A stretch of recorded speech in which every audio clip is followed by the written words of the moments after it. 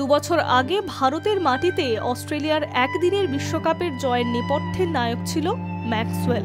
সেই একদিনের ক্রিকেট থেকেই অবসর নিলেন গ্লেন ম্যাক্সওয়েল। 50 ওভারের ক্রিকেটে তার 13 বছরের ক্যারিয়ার শেষ হলো। চলতি বছরে চ্যাম্পিয়ন্স ট্রফি চলাকালীনই অবসরের ইঙ্গিত দিয়েছিলেন ম্যাক্সওয়েল। অস্ট্রেলিয়ার প্রধান নির্বাচক জর্জ বেইলিকে তিনি জানিয়েছিলেন 2027 সালে একদিনের বিশ্বকাপ পর্যন্ত তিনি খেলতে পারবেন না। 2022 সালে একটি দুর্ঘটনায় পা ভেঙেছিল ম্যাক্সওয়েলের। তারপর থেকে মাঝে মাঝেই তার পায়ের সমস্যা দেখা দেয়। সেই সমস্যার কথা বেইলিকে জানিয়েছিলেন ম্যাক্সওয়েল তার ক্যারিয়ারের সবচেয়ে গুরুত্বপূর্ণ ইনিংস খেলেছিলেন 2023 সালে একদিনের বিশ্বকাপে আফগানিস্তানের বিরুদ্ধে। চলতি আইপিএলে পাঞ্জাব কিংসে খেলছিলেন ম্যাক্সওয়েল। শুরুর দিকে কয়েকটা ম্যাচ খেলেছিলেন তিনি, যদিও ব্যাটে বলে পারফরমেন্স খুব একটা ভালো ছিল না।